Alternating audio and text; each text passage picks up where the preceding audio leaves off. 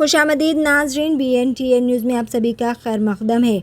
Doctor Ravishankar जो कि एक बेहतरीन व तजुर्बेकार पॉली साइंटिफिक और आयुर्वेदा के डॉक्टर है, यानी क़दीम ज़माने के आयुर्वेदिक और नई टेक्नोलॉजी और नई साइंस की दवा के साथ इलाज का बेहतरीन तालीम से डॉक्टर रविशंकर ने अब तक 3000 से ज़ायद मुकम्मल और कामयाब कार्डियक सर्जरी की है। आयुर्वेदा और साइंस की इस तरह के मेलजोल से इन्होंने दुनिया को एक नई पॉली साइंटिफिक आयुर्वेदा की पहचान दी है। आइए सुनते हैं इस खुसूस में मज़ीद तफसीलात डॉक्टर रविशंकर की ज़ुबानी। पेश है हमारे नुमाइंदे रिपोर्टर आसिफ की खुसूसी रिपोर्ट। तो मरा हुआ हार्ट को हमने जिंदा से जुड़े रहने किया। के मैं लिए चैनल मतलब को एक यूट्यूब पर सब्सक्राइब करें, कुछ थिन ऑफ द एयर हवा से निकालने मैंने बोल रहा हूँ, ये एक्सपेरिमेंट करके किया है। आप ढूंढ सकते हैं डॉक्टर रविशंकर पॉलिसेटी, और अमेरिका में, कनाडा में, हर जगह हमने पेटेंट किया है। ब्रेन टिश्यू का डैमेज जब होता है, ब्रेन डैमेज को हमने रिपेयर किया। ये एनिमल्स में, ब्रेन डेड एनिमल्स में एनिमल मॉडल बना के उसका रिसर्च करके हमने दिखाया ब्रेन को भी रिजनरेट कर सकते हैं, किडनी का रिजनरेशन हो सकता है, लिवर का रिजनरेशन, पैंक्रियास का रिजनरेशन हो सकता है, और वात पित्त कफ का एक नापने का एक हम डिवाइस बनाए, वो डॉक्टर पॉली बोलते हैं, और उसको हम बहुत जल्द ही आपके सामने पेश करेंगे। और जनवरी में एक बहुत बड़ा कॉन्फ्रेंस होने जा रहा है जहाँ से दुनिया भर के साइंटिस्ट, डॉक्टर्स, एलोपैथी के, आयुर्वेद के आ रहे हैं, और उनके सामने हम पॉली साइंटिफिक आयुर्वेद के माध्यम, हम इसको एक, ये जो नया साइंस जो पैदा हुआ है हमारे रिसर्च के जरिए, इसको हम कहते हैं पॉली साइंटिफिक आयुर्वेदा। और इसके जरिए हमने बहुत सारी डिसीज़ को, अब मतलब इसको ख़त्म कर जाऊँ, बहुत सारी क्योर किया है, इसका एक डिवाइस बनाया है। और मैं ये मानता हूँ यार, ये बहुत एडवांस साइंस है। इसको अगर हम एलोपैथी और आयुर्वेदिक डॉक्टर्स मान के आगे बढ़ेंगे तो इंडिया को health capital of the world बना सकते हैं। ये हमारा मतलब दावा है, और ये हम करना चाहते हैं। Thank you very much sir. अपन जो हर्बल है, आयुर्वेद है इंडिया का, मतलब जो भी है, ये हर जगह अपना अपना अडेप्ट किए हैं लोगों ने, और अपने अपने हर्बल मेडिसिन बनाए। देखिए, आयुर्वेद में और हर्बल मेडिसिन में फ़र्क ये है, जैसे हर्बल मेडिसिन में हम दवा, मतलब अगर बीमारी का, अगर बुखार बोले, बुखार के लिए एक हर्ब देते हैं, लेकिन आयुर्वेद का मतलब है वात पित्त कफ को बैलेंस करने वाला।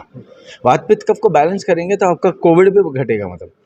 तो ये हम कहना चाह रहे हैं। सर, एक लास्ट क्वेश्चन, जैसा कि हैदराबाद, ये बहुत बड़ा वहम है कि साइड इफेक्ट, हाँ मेंटालिटी, मतलब ये नेचर बन के, मतलब किसी ने घुसा दिया, वो बैठ गया और दिमाग से उतर नहीं रहा।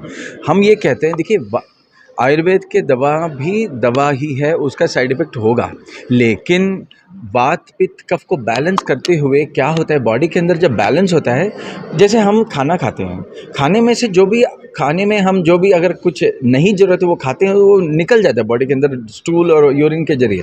उस तरह हमारे बॉडी के अंदर जो एक मैकेनिज़्म फिट है कि जो नहीं चाहिए बॉडी के अंदर, जो ज़्यादा होता है, वो निकालने का मैकेनिज़्म इफेक्टिव नहीं रहता है, तो ऑटोमेटिकली डिसीज़ आते हैं। तो हम ये कहते हैं कि आयुर्वेद के हर्ब के जरिए भी वात पित्त कफ को जब बैलेंस करते हैं, मतलब जब बैलेंस कब करना पड़ता है, कोई चीज़ ज़्यादा हो गया, कोई की चीज़ ज़्यादा हो गया, अति सर्वत्र वर्जित कहते हैं हमारे ऋषि मुनि। तो अति, जब कोई चीज़ का ज़्यादा हो जाता है, वो विष बन जाता है बॉडी के अंदर, उसको हम बाहर निकाल रहे हैं आयुर्वेद के जरिए। तो इसीलिए साइड इफेक्ट नहीं है, ये साइड बेनिफिट है। हानिकारक जैसा बोलते हैं, जैसे बॉडी को नुकसान पहुंचाने। नहीं, अगर ठीक ठाक आप खाना ఎక్కువగా ఉంటే ఆటోమేటిక్గా గ్లూకోజ్ లెవెల్ బ్లడ్లో పెరగాలి, గ్లూకోగాన్ మెకానిజం ద్వారా పెరుగుతుంది. ఇది సైంటిఫిక్గా ప్రతిపాదించాం, మేము ప్రతిపాదించడమే కాక ప్రూవ్ చేసాం. సో వాతం ఎక్కువ ఉన్న వాళ్ళకి గ్లూకోజ్ బ్లడ్లో ఎక్కువ ఉండాలి. ఎంత ఎక్కువ ఉండాలి అనేది మనం ఇంకా రీసెర్చ్ చేయాలి. పిత్తం వల్ల ఏమవుతుంది, పిత్తం అతిగా గ్లూకోజ్ని ఖర్చు పెడుతుంది, అతిగా ఎనర్జీ ప్రొడ్యూస్ చేస్తుంది. కాబట్టి పిత్త లక్షణాలు కొన్ని దాని ద్వారా ఎక్స్ప్లెయిన్ చేయొచ్చు.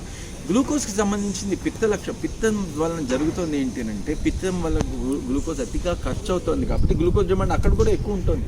కాబట్టి వెటరన్స్ అఫేర్స్ డయాబెటిక్ ట్రయల్లో 9.51 వాళ్ళు HbA1c ఎందుకు ఉండాలంటున్నారంటే, వాళ్ళందరూ కూడా 50 నుంచి 78 సంవత్సరాల మధ్యలో ఉన్నవాళ్ళు, అంటే 40 ఏళ్ళు దాటితే ఆయుర్వేదంలో ఏముంది, వాతం పెరుగుతుందని చెప్పారు. వెటరన్స్ అఫేర్స్ అందరూ, వెటరన్స్ అంటే ఆర్మీలో పనిచేసిన వాళ్ళు, ఎయిర్ ఫోర్స్, నేవీలో పనిచేసిన వాళ్ళు, కాబట్టి వాళ్ళకి ఆల్రెడీ న్యాచురల్గా పిత్తం ఎక్కువ ఉంటుంది. సో వీళ్ళలో వాతము పిత్తము రెండు ఎక్కువ ఉంది, కాబట్టి వాళ్ళలో 9.5 గ్లూకోజ్ ఉంటే వాళ్ళు బాగుంటారు. అట్లా మన ఆయుర్వేదం యొక్క మూల సిద్ధాంతాలని ఎలోపతి లాంగ్వేజ్లో కోరిలేట్ చేసిన రీసెర్చ్ ద్వారా ఈ రోజున్న డయాబెటీస్ సమస్యకి ఒక పరిష్కారం దొరుకుతుంది.